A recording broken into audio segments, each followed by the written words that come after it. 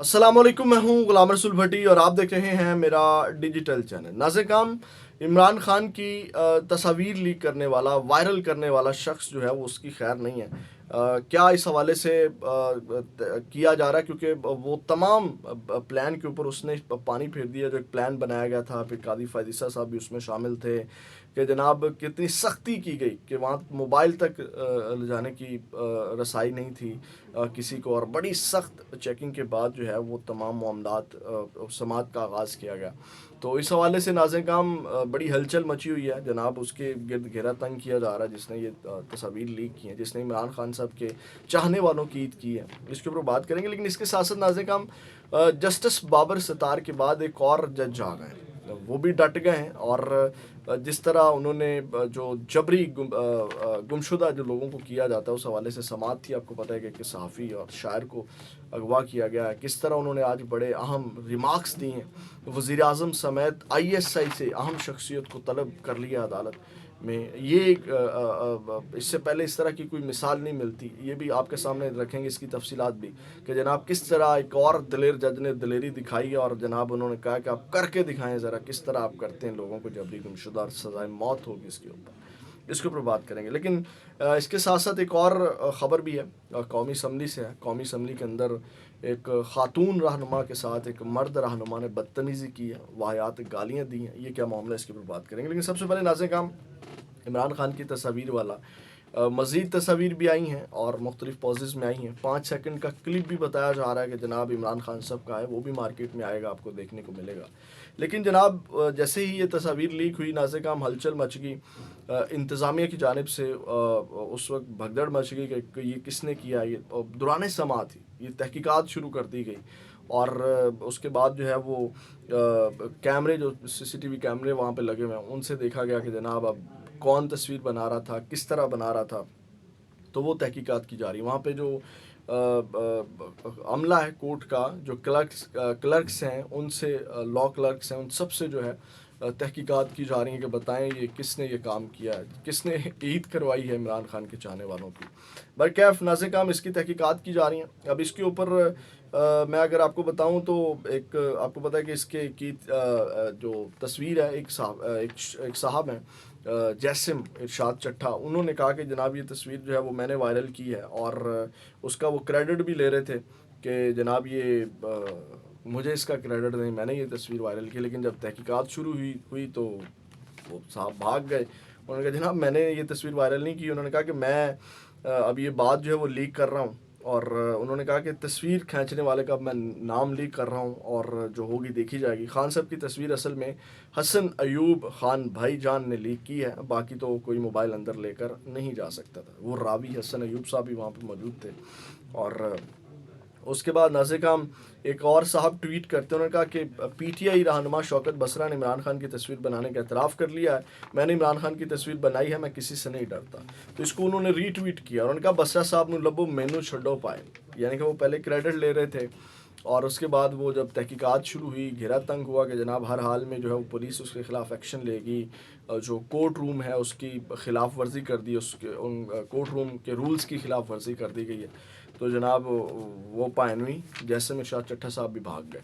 तो शौकत बसरा साहब से जब वो अदालत से बाहर आए तो उनसे मौक़िफ़ लिया गया कि जनाब आप बताएं आपने वो तस्वीर लीक की। उन्होंने कहा मैं वकील हूँ, और अगर मैंने लीक की होती या मैंने वो तस्वीर खींची होती तो मैं उसको ऑन करता, लेकिन मैंने वो तस्वीर नहीं बनाई, ये प्रोपेगेंडा किया जा रहा है। तो ये नासिर का मामला हुआ। बेचारे साहब जो आज क्रेडिट ले रहे थे, हीरो बनने की कोशिश कर रहे थे, बाद में वो अपनी बात से भी फिर गए। उसके बाद नाज़िर काम अब ये मामला चल रहा है। बेचारा वो जिसने भी तस्वीर बनाई है, अल्लाह उसकी हिफाजत करे। और क्योंकि ये सिस्टम बड़ा बेरहम सिस्टम है और जनाब बड़े मामलात जो हैं वो हो जाते हैं। अब आते हैं नाज़िर काम एक और जज जो डट गए, साफ़ी अहमद फराद।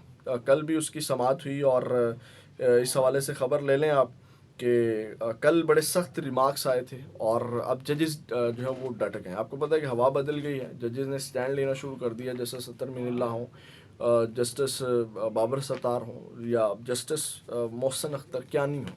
तो कल भी जब समात हुई तो उस वक्त भी उनके जो रिमार्क्स थे, अब लगता है कि जनाब चेंज आएगा। अब जो लोगों को उठा लिया जाता था, लोगों को نامعلوم افراد اٹھا کر کے لے جاتے تھے. اب وہ والا قصہ کہانی نہیں ہوگا. ناظرین کرام وہ کیسے نہیں ہوگا؟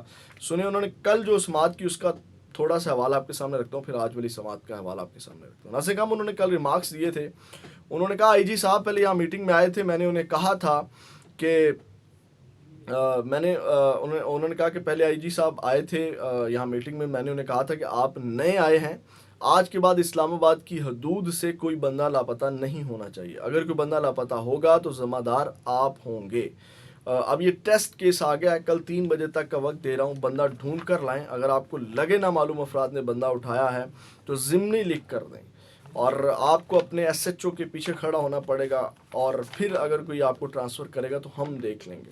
جو لوگ نظر نہیں آتے قانون ان کے لیے نہیں ہے، آپ لکھ کر دیں. پھر کل میں دیکھوں گا سیکرٹری دفاع کو بلانا ہے یا ایجنسیوں کو بلانا ہے. تو ناظرین کرام آج جب سماعت ہوئی تو انہوں نے بخیے ادھیڑ کے رکھ دیے، دوڑیں لگی ہوئی ہیں، نیندیں حرام کی ہوئی ہیں طاقتوروں کی. وہ جو اپنے آپ کو قانون سے ماورا سمجھتے تھے، آئین سے بالا تر سمجھتے تھے، ان کو قانون کے نیچے لانے کے لیے کچھ ججز اب سٹینڈ لے رہے ہیں. وہ کہتے ہیں انف کہ اب ہمیں کچھ نہ کچھ کرنا پڑے گا. ناظرین کرام آج جب سماعت کا آغاز ہوا تو انہوں نے جسٹس محسن اختر کیانی نے کہا کہ باعث شرم بات ہے کہ پورے پاکستان کے 25 کروڑ عوام کو پتہ ہے کہ ہو کیا رہا ہے. جو اٹھایا جاتا ہے جب مہینوں بعد آتا ہے تو فیملی والے کہتے ہیں اور کچھ نہ کہنا. یہ سسٹم ایسا بنا ہوا ہے کہ سارے لوگ اغوا کاروں کا ہی تحفظ کرتے ہیں. میرا تو یہ ماننا ہے کہ ان اغوا کاروں کو کی سزائے موت ہونی چاہیے.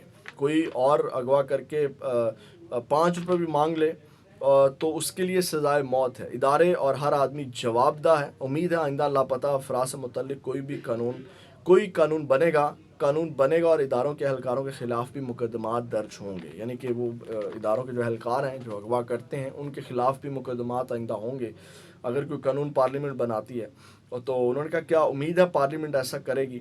ناظرین کرام یہ انہوں نے آج جب ایس ایس پی آپریشنز جمیل ظفر وہاں موجود تھے ان کے ساتھ یہ مکالمہ کر رہے ہیں، وہ دے رہے ہیں. پھر ناظرین کرام انہوں نے مزید جو میں نے بات کی کہ وزیر اعظم سمیت انہوں نے آئی ایس آئی کے ایک اہم شخصیت کو طلب کیا. اب انہوں نے مزید ریمارکس کیے. انہوں نے کہا کہ میں سیکٹری دفاع اور سیکٹر کمانڈر کو ذاتی حیثیت میں طلب کر رہا ہوں. اب یہ سیکٹر کمانڈر فہیم رضا صاحب، آپ کو پتہ ہے کہ یہ ان لوگوں کو اس طرح عدالت میں طلب نہیں پہلے کیا جاتا تھا، لیکن اب انہوں نے کہا کہ جناب میں طلب کر رہا ہوں، جن پر الزام ہے میں ان کو بلا رہا ہوں. اگر پھر بھی کام نہیں ہوگا تو پھر میں وزیر اعظم کو بھی بلاؤں گا. کیا وہ قانون سے ماورا ہیں؟ میرے سمیت سب لوگ جواب دہ ہیں. وردیوں اور بغیر وردیوں والے اغوا کیے گئے بندے کو ڈھونڈ کر لائیں گے. اگر نہیں لائیں گے تو ان کو ان کے دفاتر سے نکال دیا جائے گا. آپ اندازہ لگائیں، ایک تو ان کو طلب کیا جا رہا ہے، ان کو سمن جاری کیے جا رہے ہیں، اور انہوں نے کہا اگر کام نہیں کرتے تو ان کو ان کے دفاتر سے فارغ، یعنی کہ نوکری سے فارغ کر دیا جائے گا. اور پھر اس کے بعد ناظرین کرام انہوں نے کہا کہ سیکٹری دفاع کو پیر کو آئندہ سماعت پر اپنے ماتحت تمام اداروں کے سیکٹر کمانڈرز، یعنی کہ یہ جتنے بھی سیکٹر کمانڈرز ہیں جو ان کی حدود میں آتے ہیں، یعنی سیکٹری دفاع کی حدود میں سب آتے ہیں، یعنی کہ وہ جو اغوا ہوئے ہیں احمد فرحاد، ان سب سے جو ہے وہ جناب رپورٹ بنوائیں اور وہ پیش ہوں. اور اگر کوئی پیش رفت نہ ہو سکے تو پھر سیکٹری داخلہ، پھر سیکٹری اطلاعات، اور پھر آخر میں وزیر اعظم کو طلب کروں گا. ناظرین کرام یہ جو ہے وہ اہم ریمارکس تھے ان کے کہ جناب یہ تمام لوگوں کو طلب کیا جائے گا. اور پھر انہوں نے کہا کہ ایک ولاگ میں 4 باتیں پسند نہ آئے تو بندہ اغوا کر لیا جاتا ہے. اور اس کے بعد انہوں نے کہا ایجنسیز کو خط لکھنے سے مسئلے حل ہو جائیں گے کیا. پھر انہوں نے کہا کہ اغوا کار ڈالے والے ہیں، اور یعنی کہ انہوں نے سیدھا کہا اغوا کرنے والے یہ ڈالے والے ہیں، یہ ویگو والے ہی ہیں. اور انہوں نے کہا کہ جبری اس کے بعد یہ تمام چیزیں میں آپ کے سامنے رکھ دی، یعنی کہ ڈٹ چکے ہیں. اس کے بعد ناظرین کا ہم آخری خبر لے لیں جو قومی اسمبلی کے اندر افسوسناک واقعہ پیش آیا.